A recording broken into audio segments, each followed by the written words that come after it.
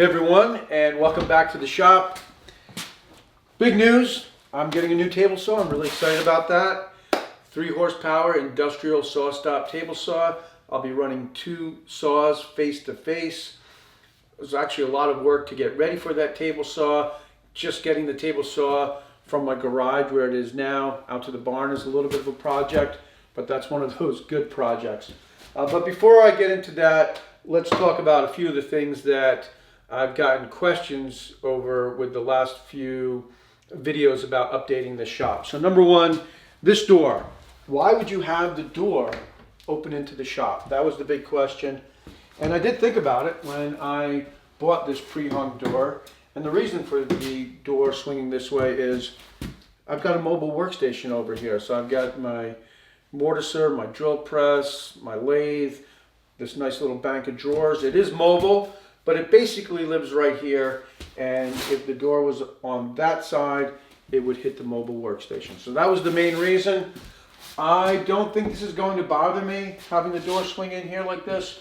I do plan on putting a clamp rack on the wall, and there'll still be plenty of room to open the door.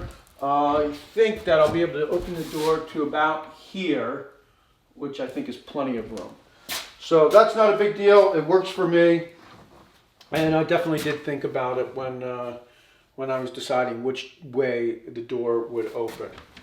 Other news or other new things in the shop since I started doing all this work and taking the wall down. I have the new American green lights, LEDs, and when I first put them up, I got a few comments about it looking a little bit dark around the table saw and the outfeed table, and I've added 2 more 24-watt fixtures, one at the very front of the table saw and one over the outfeed table. So right now I've got 5 48-watt fixtures on each side of the barn, 2 24-watt fixtures in the center running the same direction as the ones on the side, and 2 24-watt fixtures right over the outfeed table running in this direction. So right now everything is flooded with light. It's a really nice, clean, crisp light. I think it's so much better for video.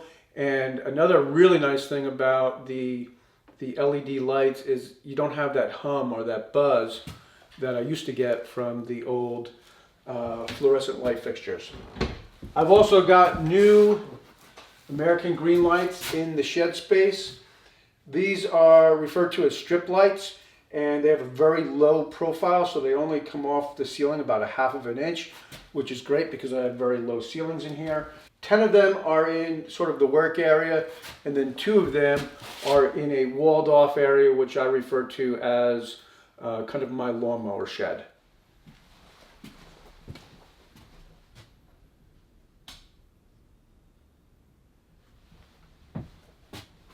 Here we are in the new workspace, and this has been a lot of time, a lot of work going into this. If you've been following along, you know that this whole shed had a lot of water damage. I had to do a lot of repair work to it, so now it's just about finished. Not too much left to do, a little bit of sheetrock. Right now I've got the Safe and Sound insulation in the wall. I've got the 4mm plastic drop cloth as a vapor barrier.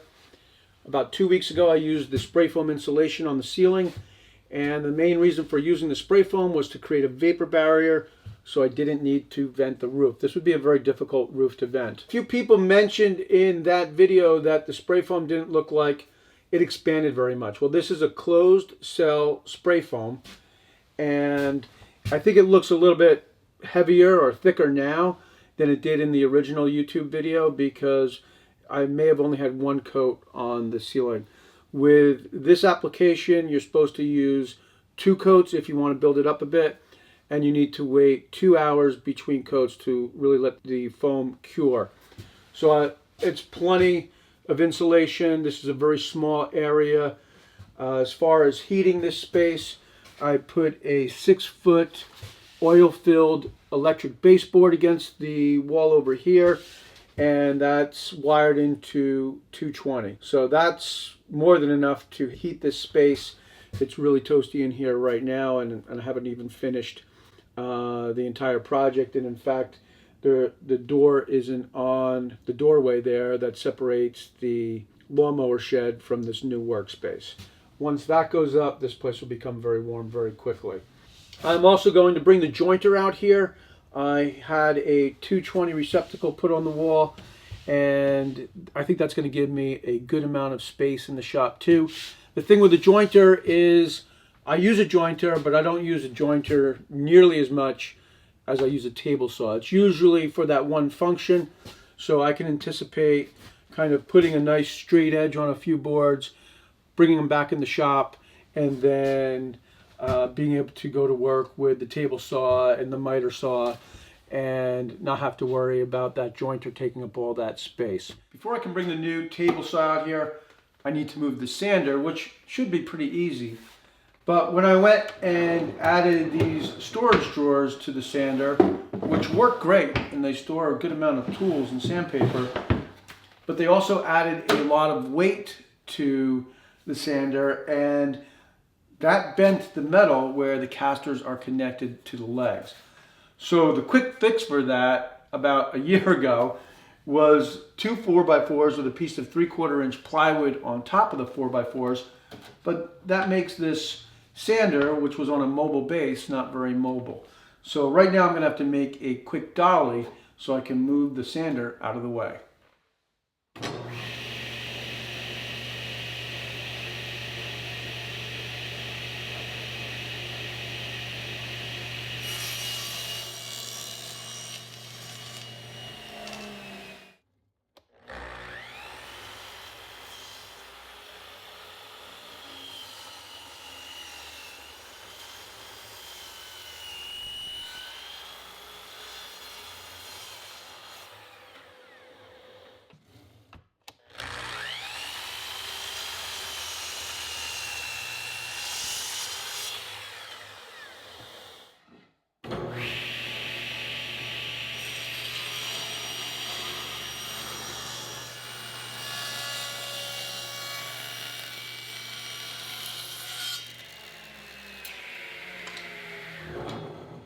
I'm using the clamps to hold the plywood in place, and I'm attaching the 3/4 inch plywood to the 1 inch maple with 1 1/4 screws. I'm not using any glue for this because it's really not necessary.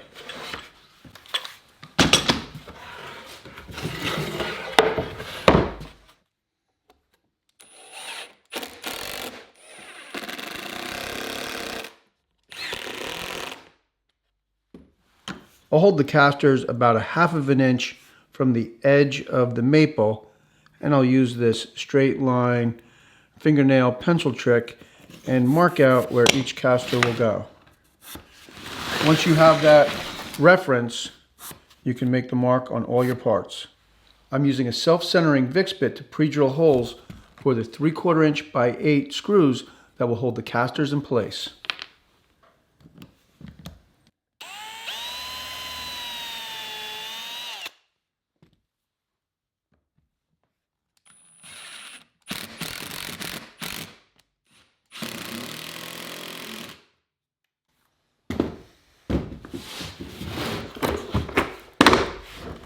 Doing? Okay. Oh, that's not bad. Break. And go again. Alright, then we can get it kind of centered. Let's just rock it back and I'll move this thing out. That's good.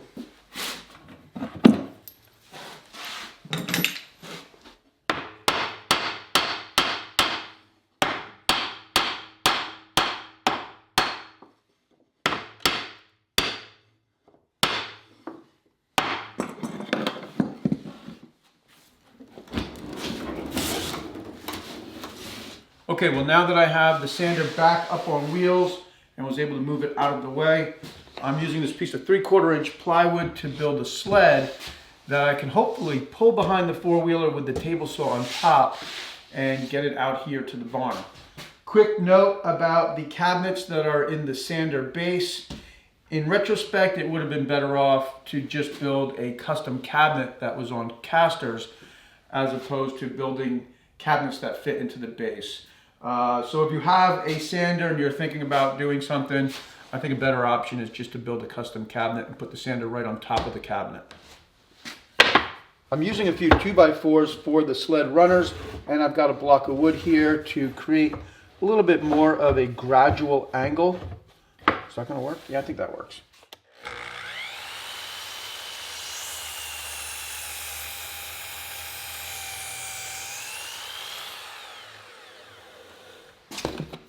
And I'll use my hand plane to soften the edge up a little more.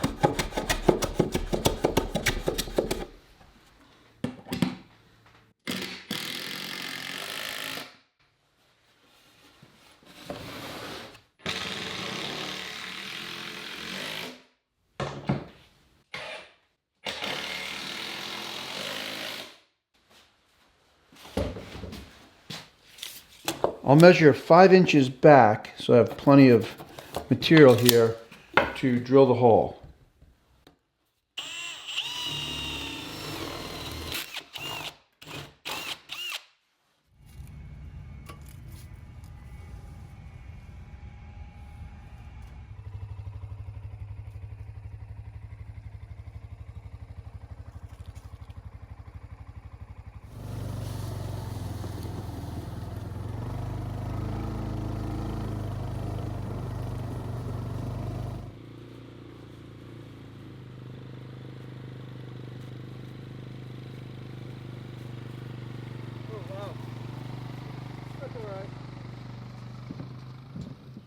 Once we get past the switch and then that handle, plus we have these little things over here, you just have to just kind of work it real slow.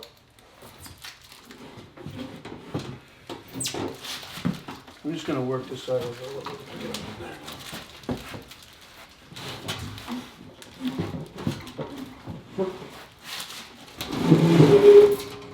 That's about it. Sweet. All right, thanks. Thanks, Dad. Thanks. Yeah. You just leave it up there. I'll put it somewhere. All right. So thank you. Here are these gloves. All right, great. Okay, well, it's nice to have the saw in the shop.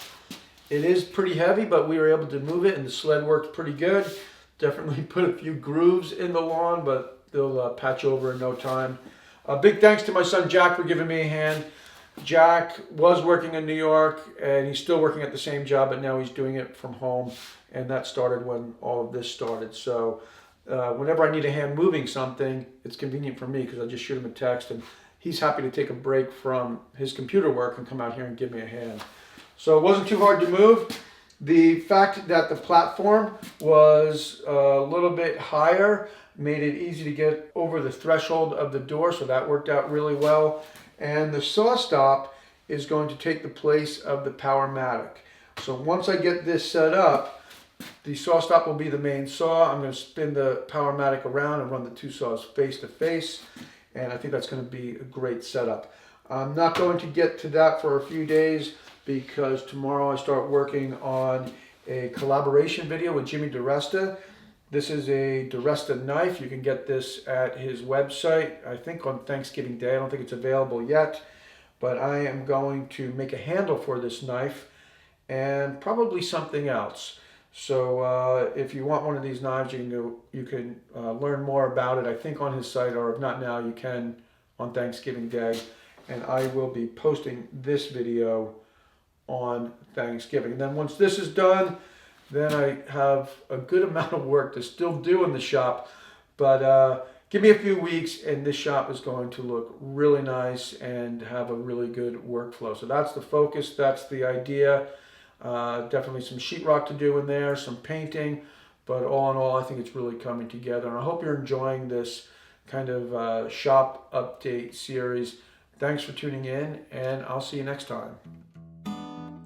Before you start your next project, click on the link in the description for my professional woodworking plans and build a piece of furniture that will last a lifetime.